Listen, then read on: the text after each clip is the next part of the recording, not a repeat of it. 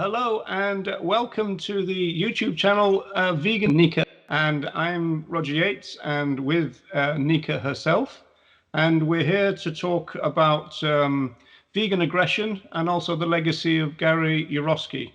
And that's kind of really, I think, Nika, was based on my comments, was it, about Yourofsky's legacy that you questioned? Is that right? Yes, maybe let me also introduce myself to your audience, Okay. because this video is going to be uploaded to both of channels. Yeah, So, we do like you said, a twin thing. It's going backwards. Yeah. I am Nika, and first thing I really need to explain, I am non-English speaker. I'm from Poland. I'm Polish activist, vegan activist, and please forgive me if you find my English improper or if there are some mistakes.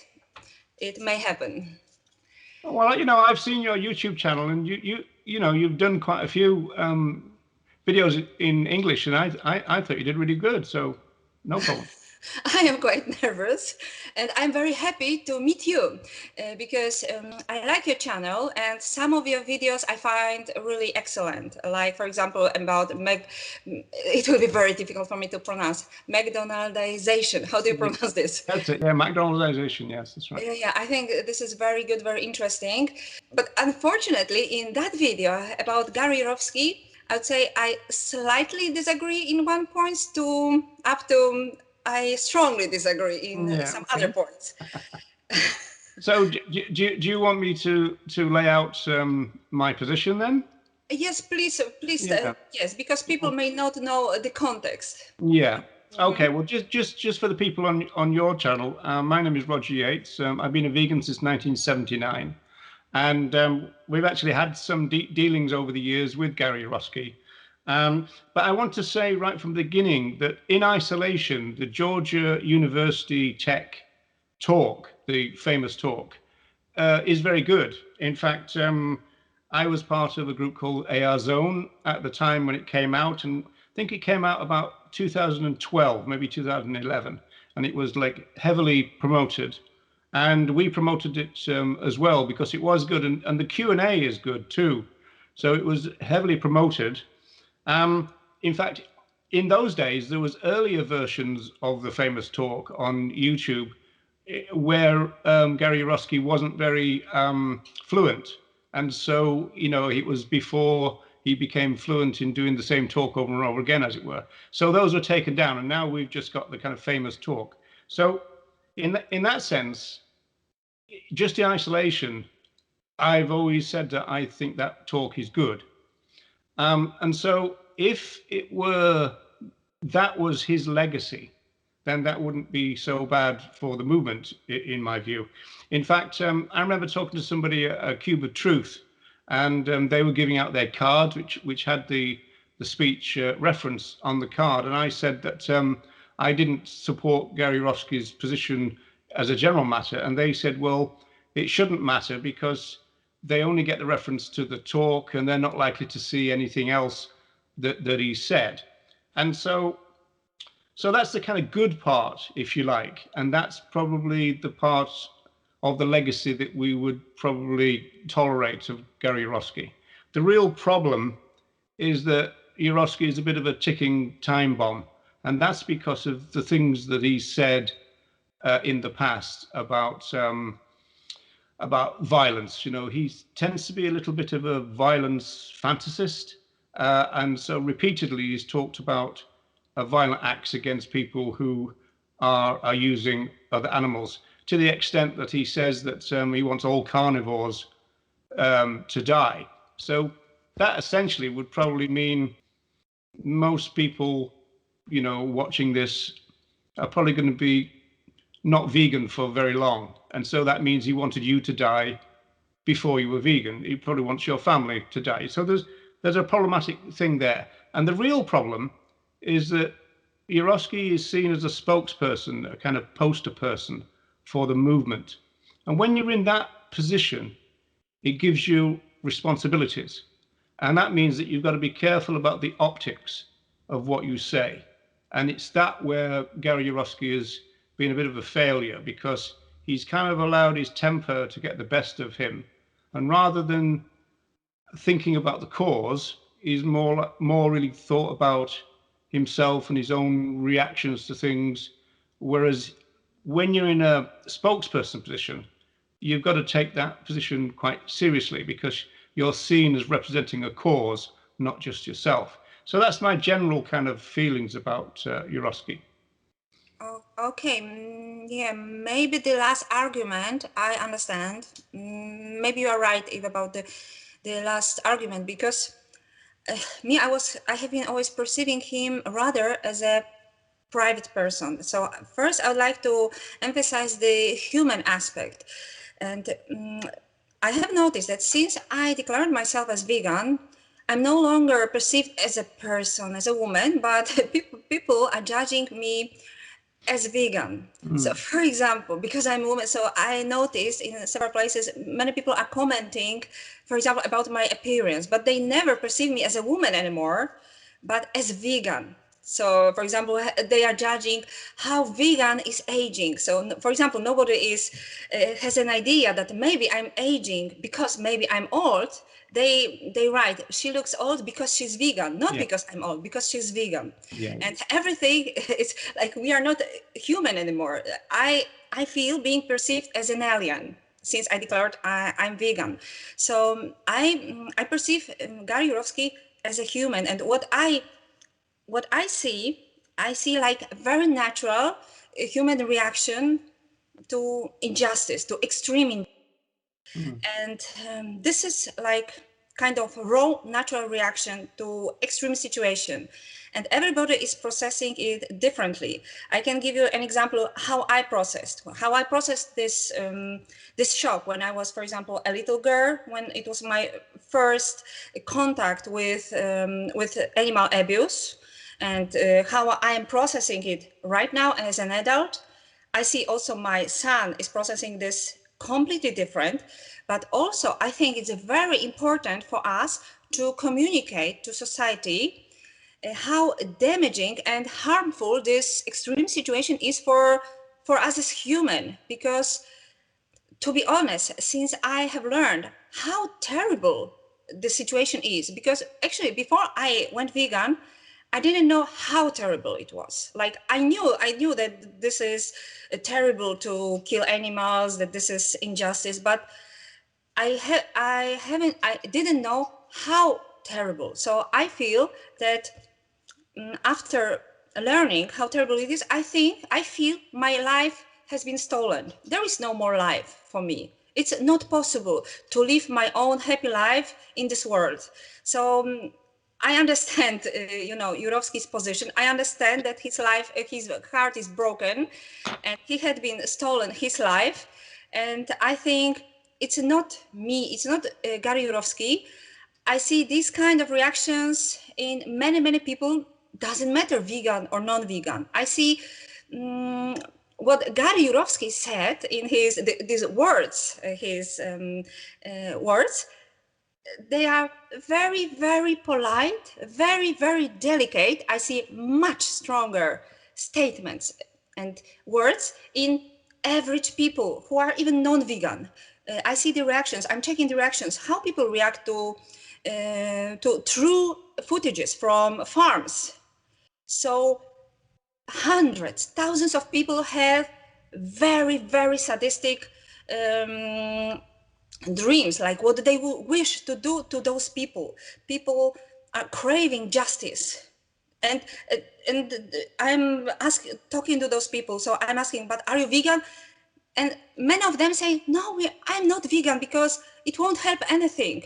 What if I go vegan if there are, there are billions? For example, in Poland, there are 1.1 billion of chickens murdered every year. So people are asking me, what if I go vegan? There are billions of them. It won't help. So I want to say that this is not vegan's reaction. This is human reaction when, like, typical a sensitive person sees this level of injustice. So normal human is reacting in this way. So I will tell you what was my first reaction was when I was a little girl. The first time I realized that something was wrong when I was a little girl, when I was approximately 5 years old. I went to visit my grandmother in village, and there was a pig slaughtered in the village. So I heard her scream for, I don't know, it was like never ending. It took so long, so long. So for me as a little girl who was only hearing this, was like never ending, was like eternity, this scream. And I was asking, where are people? Why nobody is running to help? Somebody is, somebody screaming for help, and nobody, like I'm asking my mother, why nobody is going? Why nobody will help the pig? This is normal. So for me, it was catastrophe as a little girl to hear that this is normal. This is normal to kill the pig. I heard, and I felt in that day that was I the only living soul in that whole village who heard this scream. And so I had the fantasies. So this was the only way this trauma. So I had fantasies that I'm covering like pigs or cows' body with my own body, and then I'm saying, please kill me, don't kill the cow. So this was the way how I could deal with this horrible situation as a little girl. So I dealt in this way, in fantasies. So, but for example, if my son is seeing footages from slaughterhouse, no, his fantasies are different. He has very sadistic fantasies. So, and not only him, I see many people share this kind of attitude. Many people really declare they would love to do justice by themselves and give those people the same what they are doing. So I think what Gary Yourofsky said was very, like, was less than 1% of what typical human normally feels in the circumstances. And I think we should communicate to the society that it's not a matter of vegans, it's a human problem. And we should also communicate how huge harm is being done for us as human. Because, for example, for me, I know my life has been stolen. It's not possible to enjoy. Of course, I'm a cheerful person naturally. So my mood is rather elevated, I would say. It's rather above average. It's like chemistry in my brains. I'm not depressive kind of person. So I'm glad. And I try to care of myself because I want to serve animals. So sometimes I watch comedies, like it is like a hygiene, like psychological hygiene. But this is just hygiene. But also my heart is broken inside. It's only I care to keep a good mood. And that's it. But I think it's very difficult to live in this world, and that's the question, how everybody is going to process this information, how bad the world is. So for example, me, a big help for me is my faith. So I'm praying for animals a lot. I'm praying. So this is my way to deal with this. I completely cannot imagine how atheists are dealing with this situation. I think, I don't know if I was an atheist, maybe I would commit suicide. I don't know. It's not, I think this animal agriculture is harming all sensitive people a lot. So first of all, I perceive Gary Yourofsky as a human with broken heart, expressing his true feelings. So I appreciate that he says the truth. Yeah, well, obviously there's a lot in that, and I mean, interesting actually. I don't know whether you know this. You know who Donald Watson is. He's the best known co-founder of the vegan social movement. So he co-founded the Vegan Society in the 1940s, and he had exactly the same experience as you. When he was a boy, he heard a pig being slaughtered, and the pig, I mean, pigs are very vocal, especially Yes. especially when they're scared, Yes. and so he had the same kind of thing, and there's no doubt that that Watson was enraged about it as well. And similar, if you think about someone like Tom Reagan, who wrote the Case for Animal Rights, well, as a student he was a butcher, but then through Gandhi he learnt the truth, and he was kind of challenged by Gandhi, as it were, to see his fork as a weapon. And once he did that, he became a full-blown animal rights advocate. And of course, he was very angry about the rights violations that he saw all around. So the normal human reaction, being horrified and then angered by things, that's not really in question. It's more to do with what do you do with it. Mm-hmm. Yeah. And so the real issue then is if you set yourself up as a spokesperson, that's when you've got to think carefully, because it's not as though you can just maintain for years and years a situation where you're just totally enraged and you're just stomping around the room. It's not as though you've seen it there and then all the time. I mean, we know as vegans, we know what goes on. We can even probably tell you how many other animals are killed per second or this kind of thing.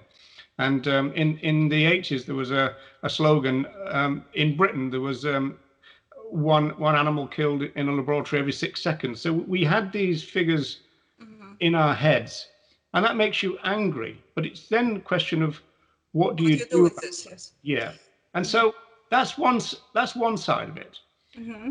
The other side then is the idea that Yourofsky seems to have this almost biblical eye for an eye, tooth for a tooth kind of issue, and he wants to visit upon humans what they visit upon other animals.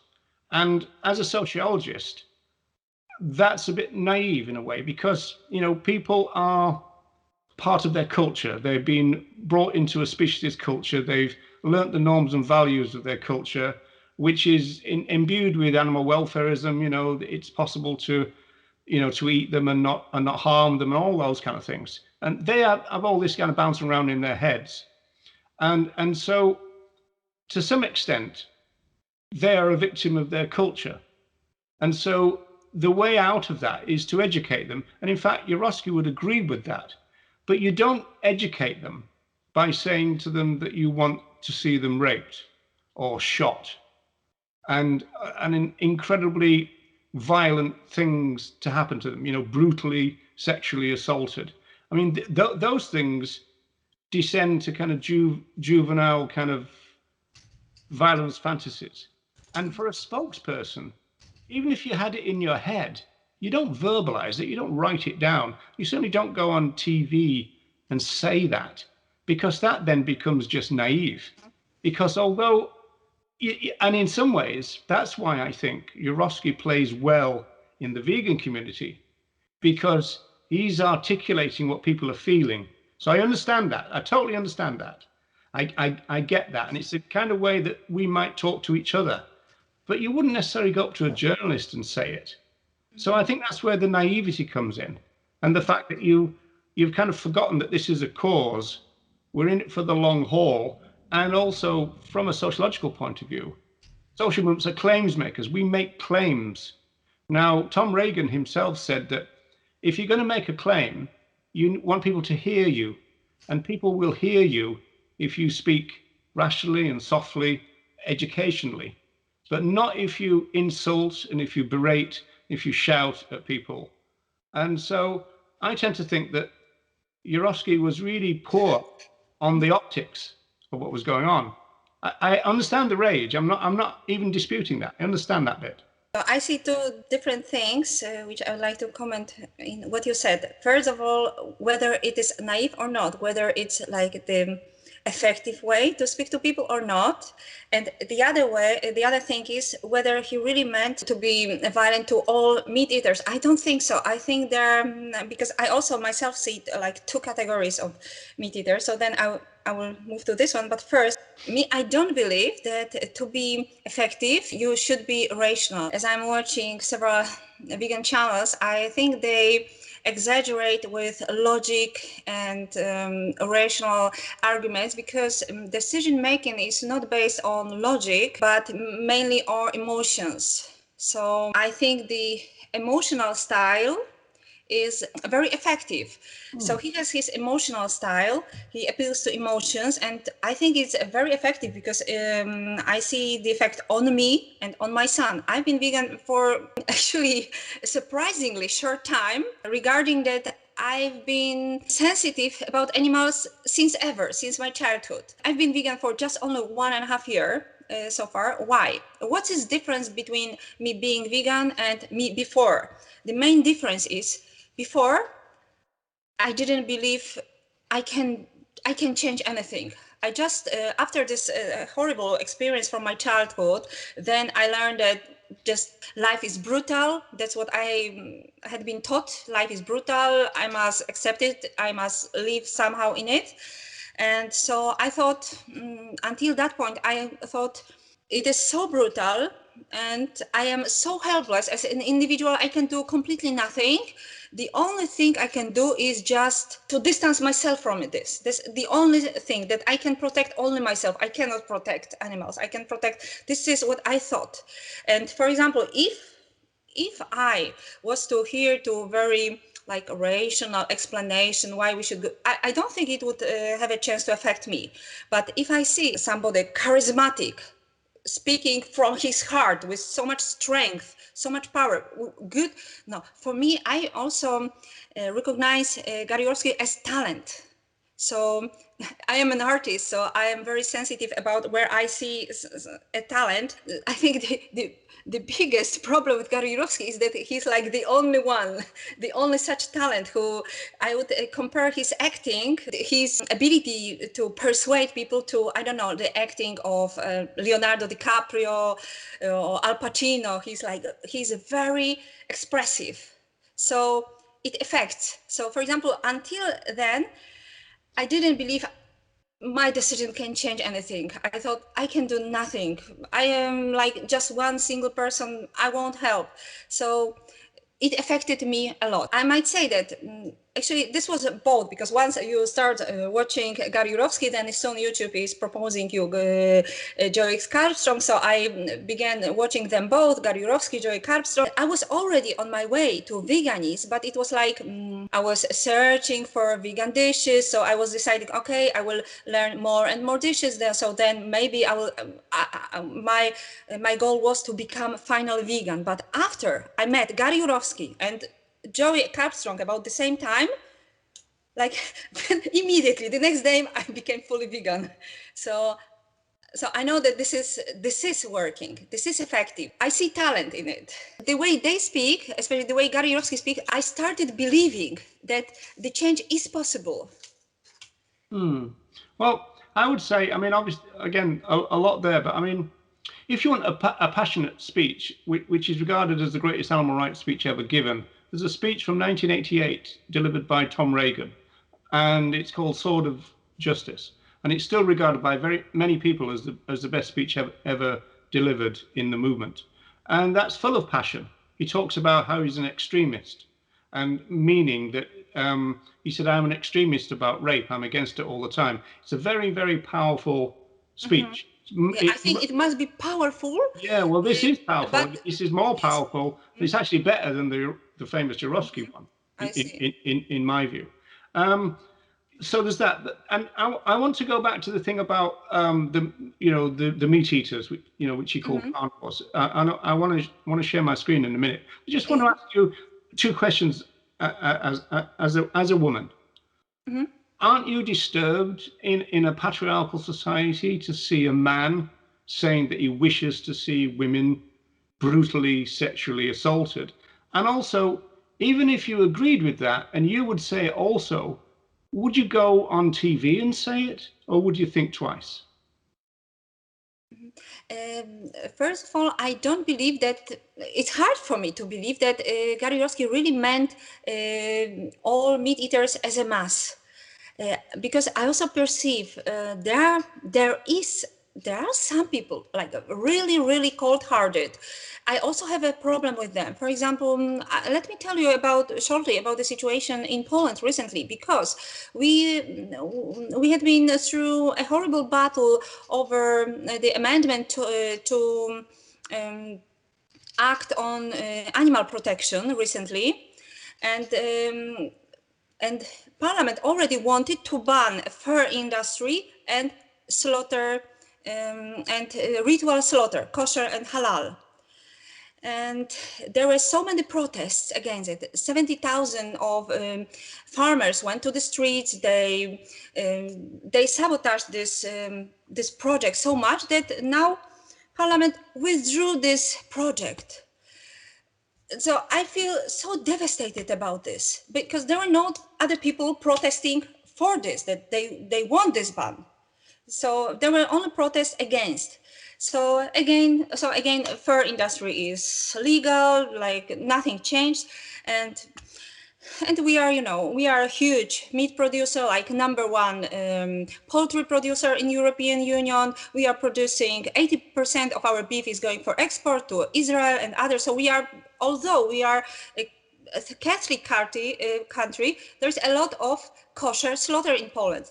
And when I'm talking to Polish people, because yes, I shot a video about this problem, and I received many comments, and even Polish people who are Catholics or are non-believers at all, they say, I prefer kosher meat, it tastes better. So why Polish guy requires an animal to suffer more?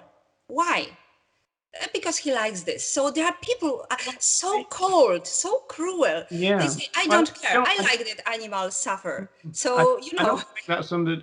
I don't think that's under dispute, to be honest, Nika. But as a woman, what do you feel about a man wanting to brutally or see or wish for the rape of women? No, because I wouldn't identify with those cold women who say, I don't care. I would automatically, I would understand what he means. I think he meant this kind of very cold-hearted people who say, I don't care. If animal suffers, I don't mind. It's okay. I like it. I even like it more. To me, the people say that I like kosher meat more. So I think those are this kind, because we have, of course, we have a lot of discussion about furs. Furs, it's themselves, right? Fur industry and furs. So there are some, celebrities who say, I prefer natural fur. I don't like artificial fur. I prefer. So I'm sure that Gary Yourofsky meant this kind of cold-hearted women, like that. Do you think people are fully? Do you think people and women who wear fur are fully aware of how their garment came into being? Do you think, or do you think that? I think there are some people who are aware, who are part of it, who are even dealing with this. They are working there. They do this. They know it. They see it, and they are fine with this. But Yeah, there are we people, all but there are just, also a yeah. lot of people who are not aware. So of course, I don't think Gary Yourofsky meant those unaware people. Of course, I will tell you, in Poland, it's very difficult to be vegan, because we hardly have any vegan products in our shops. So somebody must be really very determined to keep being vegan. So I understand that for people who are not very close to animals and who are not. I'm really impressed by your passion. As you said, you're a relatively new vegan, and I'm impressed by that. And it comes across that you really care. But we're kind of in a movement situation. So let me just share you this screen. Let's see if I can get the technology right. There we go. So I think I've got to drop you out. Okay, so this is the famous section where Yourofsky talks about raping women and killing men and all this kind of stuff. So this is from the Fur Commission. The same thing comes from, this is called the National Animal Interest Alliance. So essentially, this is to get animal welfareists against vegans by saying what Yourofsky says. This is from Yourofsky's own site, so it's still there. I've only just pulled that up, and this is from the AR's own site. And it says, deep down, I truly hope that oppression, torture, and murder return to each uncaring human tenfold. I hope that fathers accidentally shoot their sons on hunting excursions, while carnivores suffer heart attacks that kill them slowly. He's talking about carnivores, as in, yeah. So he's talking about meat eaters. Stop sharing. So, he doesn't say, I hope that women involved in the fur industry are raped, and that women who are cold about wearing fur coats are raped. He just says, any woman ensconced in fur should suffer a rape. Now, for a spokesperson, this is unacceptable stuff. You know, it's like a teenager's violence fantasy. Mm-hmm. Yeah, because I would never take those words separately from this whole context of what he probably meant. That I would rather tell myself that probably I suppose I know what kind of people he means. On that very point, I would have thought that if he was to say, and I think someone like you would say this, is kind of, well, I was in a rage, you know, I've seen what goes on, animal use, animal rights violations, absolutely terrible, vast numbers, you know, huge numbers, talking about billions of individuals, and I was really angry, and I wrote that down. And so when I was part of AR Zone in 2013, we interviewed Gary Yourofsky because his film was just getting popular, and you know, it was starting to make a stir. Early days of the internet, in a sense. And so we interviewed him, and I asked him. It was my question. I asked him if he was willing to retract those words of violence against women, etc. And he said no. He said that he thought his words were beautiful. He thought his words in which he wished women to be raped were beautiful. And I just lost all respect for the guy when he said that. Mm-hmm. Probably I would rather perceive him as an artist and wouldn't take literally what he says. Well, this was his answer to me. I asked him the question. Yeah. I see. Yeah, definitely it should. Yeah, it's weird. I already said right at the beginning, in isolation, that talk is very effective. And a lot of people, it's interesting really, I've got this concept called jigsaw, right? And it's very similar to what you just said. In some senses, what you saw from Carbstrong and Yourofsky kind of gave you the final piece of your jigsaw, and then you were a vegan. What Tom Reagan says is that most people are muddlers. We muddle along, and he says that we muddle along and we get this little fact, and we're thinking about that, and we're thinking about this, and then suddenly we look in the mirror and there's an animal rights person looking back at us. And what happens is that people become vegan because they put their jigsaw together. And what a lot of people do is remember some of the pieces and they forget a lot of the others. Yes. Yeah. And some of the pieces are the powerful things, you know, like Tom Reagan's thing or Gary Yourofsky's thing. And so then they translate that to, oh, Gary Yourofsky made me go vegan, right? When I speak to people, you actually find that that's not actually true. That was one piece, albeit in the jigsaw. And in fact, I spoke to one person. They said, well, actually, when I come to think of it, I wasn't vegan. I saw the speech, and 8 months later, I was still not vegan. And then something else happened, which I can't remember. And then I became vegan. And so as a sociologist, in terms of kind of methodology, if you like, or surveys, it's really interesting to me because it seems to me that a lot of claims about the numbers of vegans that Yourofsky created are exaggerated.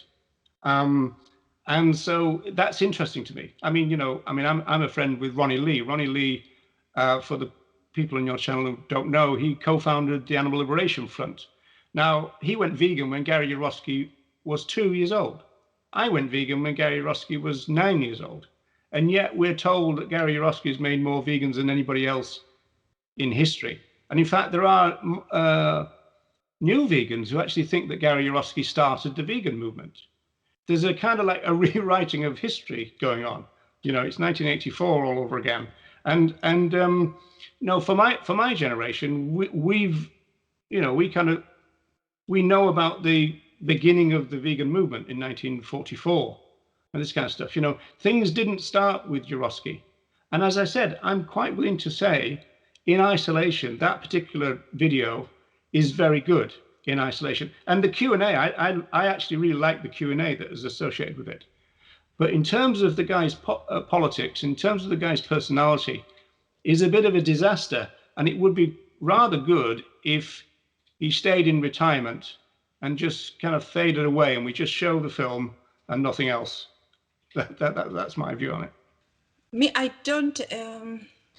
I don't take words that maybe seriously as you do. I see reality a bit different. I don't maybe listen to words that much as I perceive like all, like everything. So I wouldn't tend to, but okay, I understand your position right now, but I also think that we should use our psyche as a tool and like create characters which are strong, persuasive. And if he created this kind of character, very straightforward, very strong, even if he's using exaggeration, me, I take it as, perceive it as like less artistic means to this, like this is his creation. I perceive it as creation. But surely it can go to. I exactly understand you. Certainly from that artistic point of view.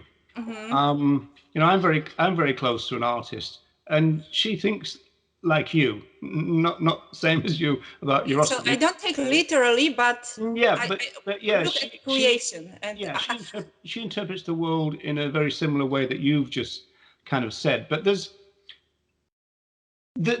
limits to it, and the cold reality is that if you set yourself up as a spokesperson, you have then signed up for a responsibility. So you know, you don't go. I mean, yeah, I understand. Yourofsky went on TV and said that he wanted to take the eyes out of meat eaters. Don't And you think that he wanted just to move people's imagination? Like, how would this be?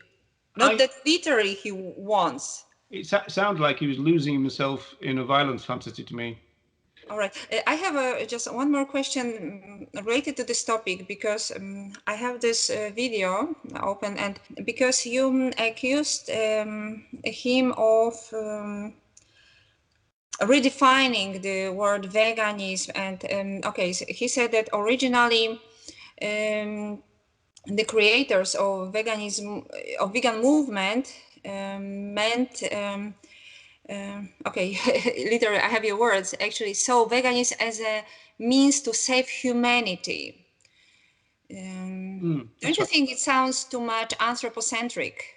Is veganism as a movement anthropocentric, or it's Well, yeah, I can explain that. What it is, there's a focus and a scope to the vegan movement. The focus has always been on the other animals and what we do to them, but the scope of it has always been much wider.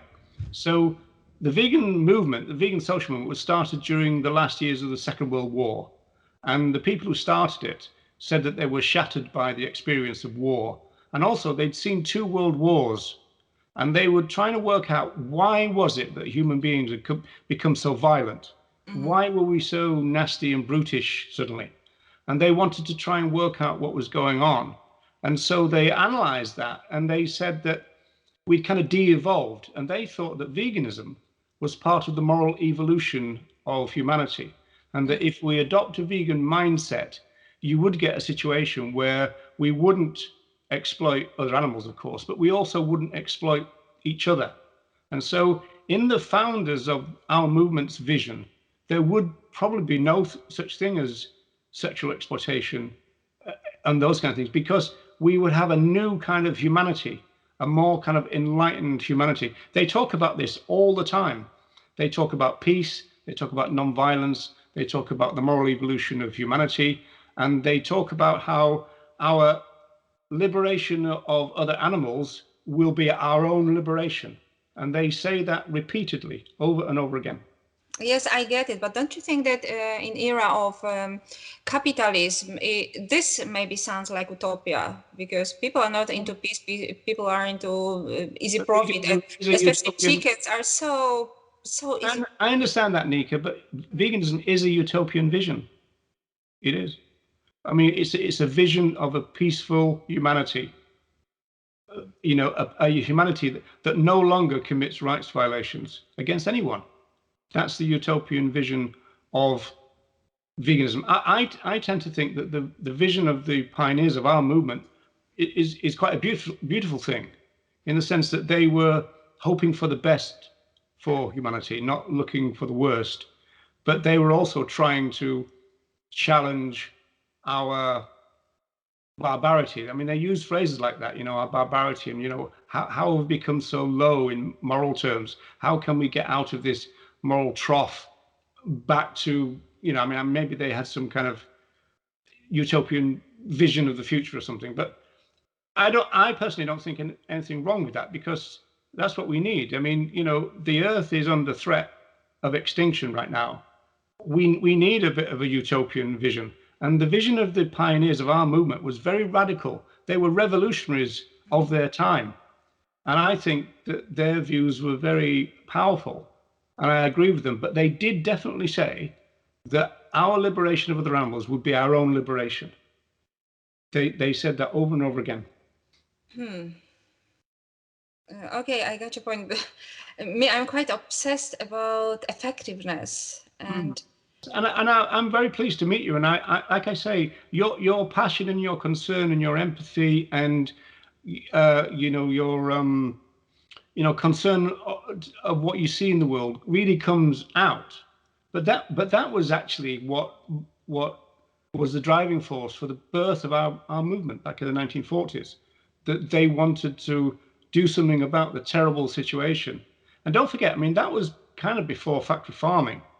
I mean, and in some ways, so they didn't know how bad it's going to get.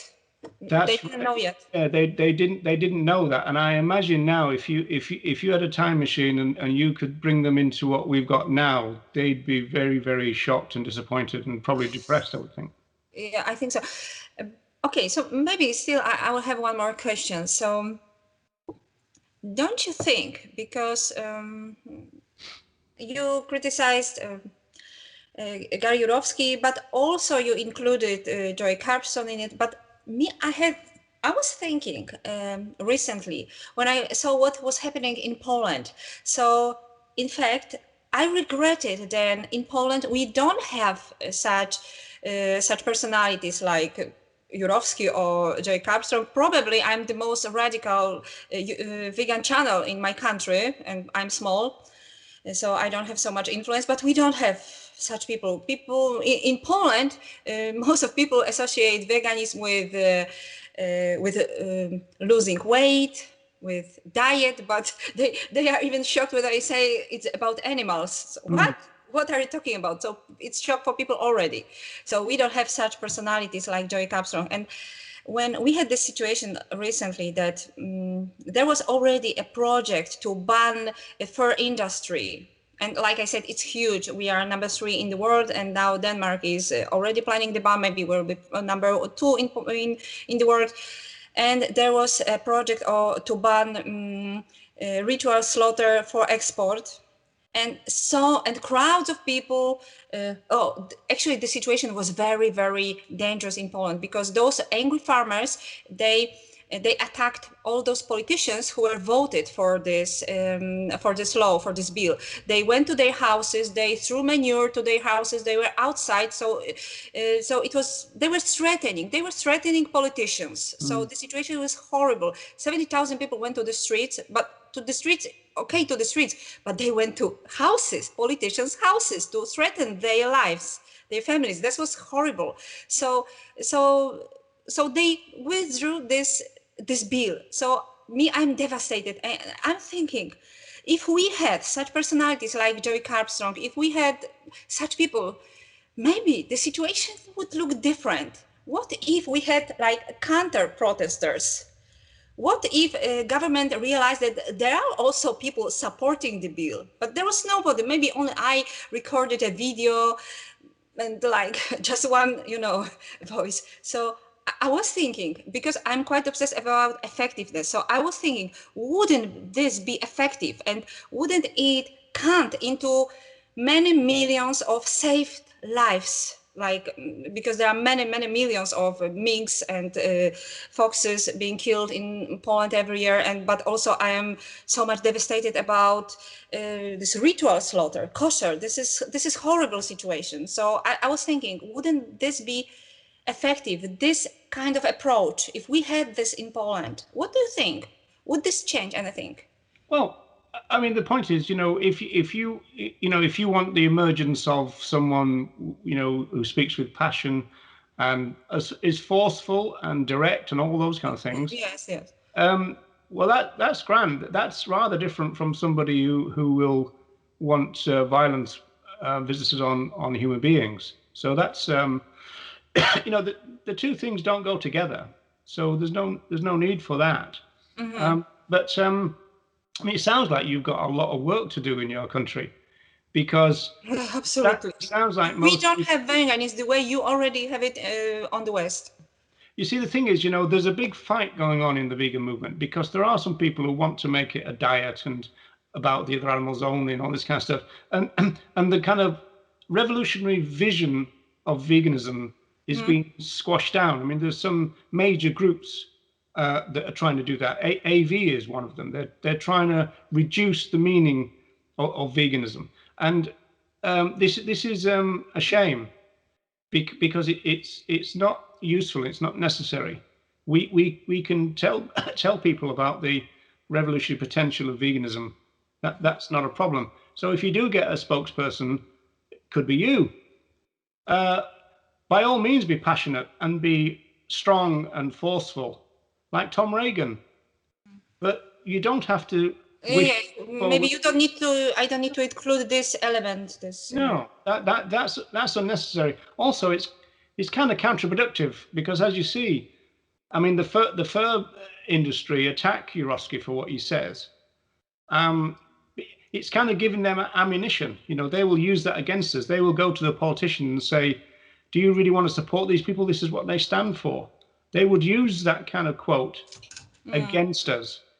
Yeah. So then it's not effective anymore, and No, it's not smart. It's not effective, and also it's just not right to wish that kind of violence against others. And I understand. I mean, I know what you mean about being angry in the kind of there and then. If somebody's beating a dog there and then, but the idea of kind of maintaining that kind of rage and violence in your claims making and thought processes for years and years is a bit odd to me, because you kind of don't do that. You kind of calm down and you think, how can I get my message across?